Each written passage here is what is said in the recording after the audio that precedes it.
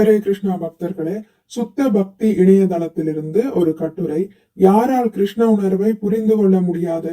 பிற உயிரினங்களுக்கு துன்பம் செய்ய திட்டமிடும் மனிதர்கள் கிருஷ்ண உணர்வு நிலையை புரிந்து கொள்ள தகுதி இல்லாதவர்கள்.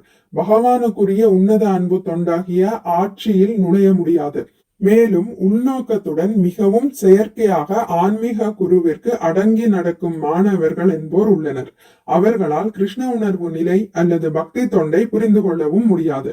மத நம்பிக்கையின் மற்றொரு உட்பிரிவால் துவக்கப்பட்டு பரமபுருஷ பகவானை அணுகுவதற்கு பொது மேடையாக பக்தி தொண்டை கொள்ளாதவர்களும் கிருஷ்ண உணர்வு நிலையை புரிந்து கொள்ள முடியாது.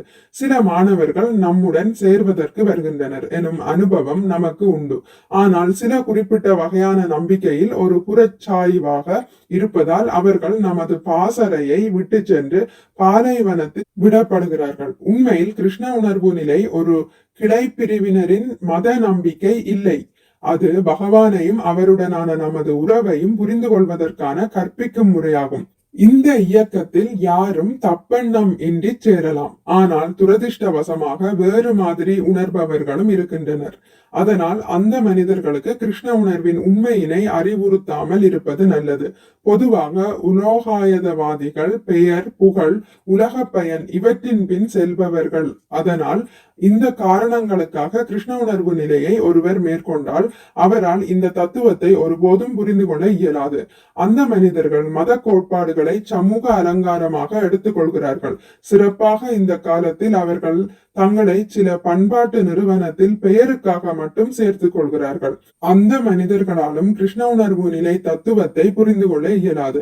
ஒருவர் உலக உடைமைகளுக்காக பேராசைப்படாவிட்டாலும் குடும்ப வாழ்வில் அதிக பற்றுள்ளவரானால் அவராலும் கிருஷ்ண உணர்வு நிலையை புரிந்து கொள்ள முடியாது. மேலோட்டமாக பார்த்தால் அவர்கள் உலக உடைமைகளுக்காக மிகவும் பேராசைப்படுவதில்லை. ஆனால் அவர்கள் மனைவி, குழந்தைகள் மற்றும் குடும்ப முன்னேற்றத்தில் அதிக பற்றுடையவர்கள். ஒருவர் மேலே குறிப்பிட்ட தவறுகளால் மாசு அடையாத பொழுதும் இறுதியில் பரமபுருஷ பகவானின் தொண்டில் ஆர்வம் கொள்ளவில்லை என்றால் அல்லது அவர் பக்தர் இல்லை என்றால் அவராலும் கிருஷ்ண உணர்வு நிலை தத்துவத்தை புரிந்து கொள்ள முடியாது.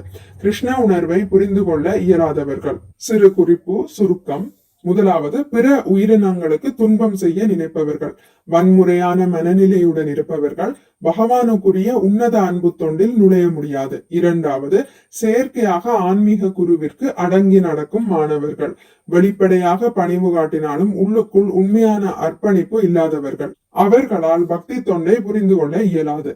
மூன்றாவது, குறிப்பிட்ட மத பிரிவின் புறச்சாய்வில் இருப்பவர்கள், பரமபுருஷ பகவானை அணுகுவதற்கான பொது மேடையான பக்தி தொண்டை ஏற்காதவர்கள், நம்மோடு சிறிது காலம் இருந்தும் பிறகு விட்டு விலகி செல்வார்கள். நான்காவது, கிருஷ்ண உணர்வை மத கிளை பிரிவாக எண்ணுபவர்கள். உண்மையில் இது ஒரு பிரிவு அல்ல, பகவானுடனான நமது உறவை உணர்த்தும் கற்பிக்கும் முறை. தவறாக புரிந்து கொள்பவர்கள் உண்மையை அறிய முடியாது. ஐந்தாவது, உலோகாயதவாதிகள், பெயர், புகழ், உலக பயன் தேடுபவர்கள், மதத்தை சமூக அலங்காரமாக மட்டுமே பார்க்கிறார்கள். பண்பாட்டு நிறுவனங்களில் பெயருக்காக மட்டும் இணைவார்கள்.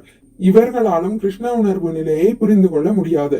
ஆறாவது, குடும்ப பற்று அதிகம் உள்ளவர்கள், உலக உடைமைகளுக்கு பேராசை இல்லாத போதிலும் மனைவி, குழந்தைகள், குடும்ப முன்னேற்றத்தில் அதிகமாக பற்று கொண்டிருந்ததால் இவர்களாலும் கிருஷ்ண உணர்வு நிலையை புரிந்து கொள்ள முடியாது. ஏழாவது, பரமபுருஷ பகவானின் தொண்டில் ஆர்வம் இல்லாதவர்கள், மேலே கூறிய தவறுகள் இல்லாவிட்டாலும் பகவானின் தூய பக்தர் அல்லாதவர்களுக்கும் கிருஷ்ண உணர்வை உணர இயலாது. சுருக்கமாக, வன்முறை உள்ளவர்கள், செயற்கை அடக்கம் உடையவர்கள், மத கிளை பிரிவு சார்ந்தவர்கள், பெயர், புகழ் தேடுபவர்கள், குடும்பத்தில் மிகுந்த பற்று கொண்டவர்கள், பகவானின் தொண்டில் உண்மையான ஆர்வம் இல்லாதவர்கள். இப்படிப்பட்டவர்களால் கிருஷ்ண உணர்வை புரிந்து கொள்ள முடியாது. மிக்க நன்றி. ஹரே கிருஷ்ணா. உங்களுக்கு இந்த வீடியோ பிடித்திருந்தால் லைக் பண்ணுங்கள், ஷேர் பண்ணுங்கள், சப்ஸ்கிரைப் பண்ணுங்கள். நோட்டிபிகேஷன் பெல்லை அழுத்துவதன் மூலம் அடுத்த பதிவுகள் உங்களை வந்தடையும். பகவான் ஸ்ரீ கிருஷ்ணரை பற்றி கேட்டு மகிழ்வோம். ஹரே கிருஷ்ணா.